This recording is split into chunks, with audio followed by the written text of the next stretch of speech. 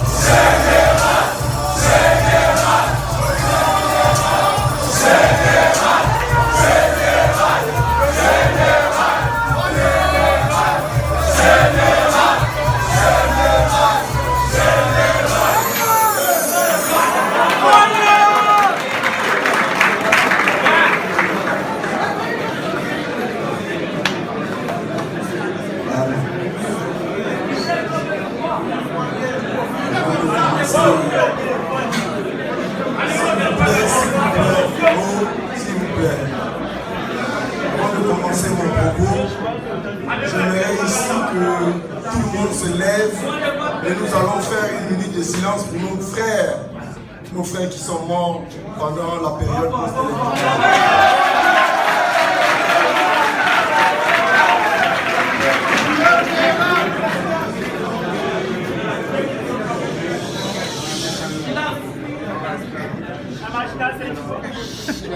On respecte. Silence.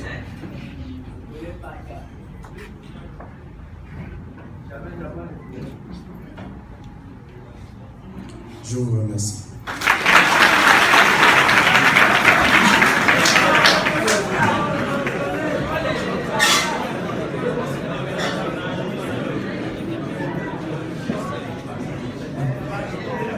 Mesdames et messieurs, très chers frères et sœurs,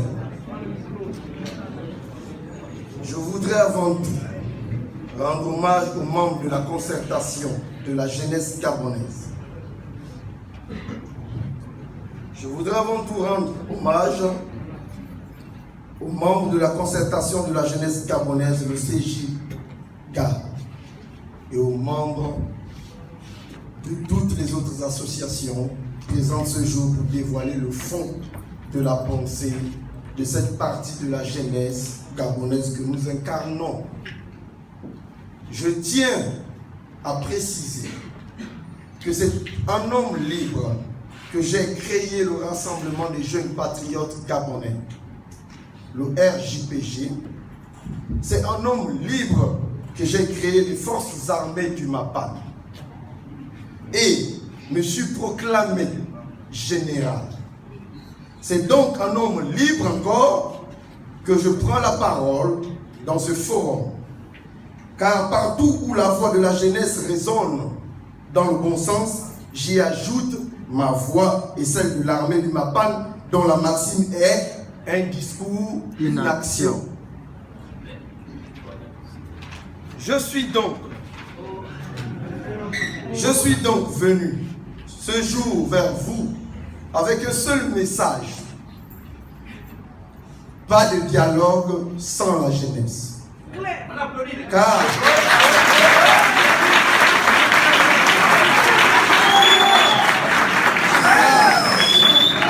ce qui est fait pour moi,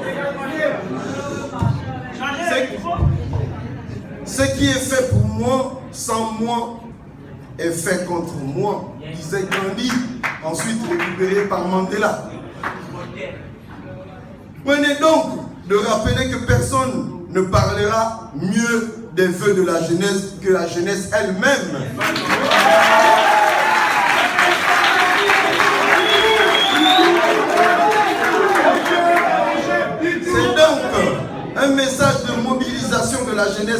consciente pour dire que la jeunesse gabonaise est une jeunesse engagée qui entend porter sa voix au prochain dialogue national. Au moment où je prends la parole du haut de cette tribune, je ne peux, à la veille de ce grand moment de la respiration de notre processus de démocratisation, que saluer la mémoire de tous les combattants de la liberté aujourd'hui disparus dans la lutte pour la lutte et tout au long de la lutte hier et aujourd'hui.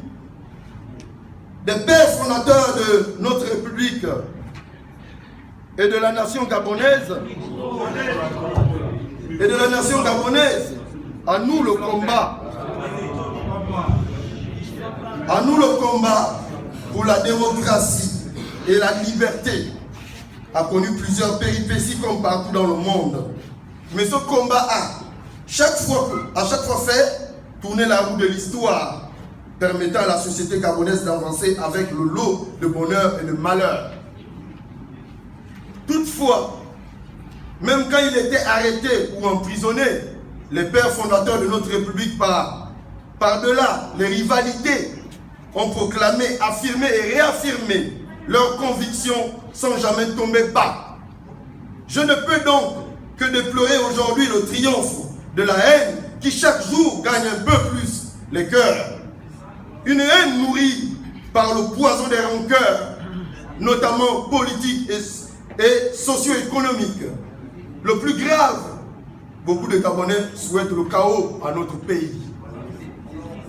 Je leur dis, et maintenant, que tout le peuple du monde aime leur pays. Ceux qui n'ont pas souhaitent, au péril de leur vie, en avoir.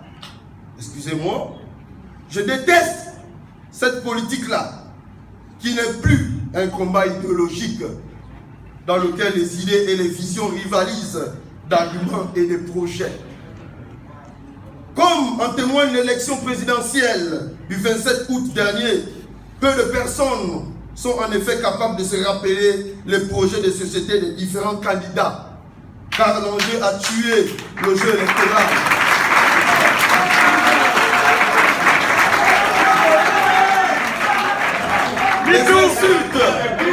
Les insultes ont pris la place des arguments. À la force des arguments, certains ont cru bon d'opposer les arguments de la force. Et comme lors de chaque élection présidentielle,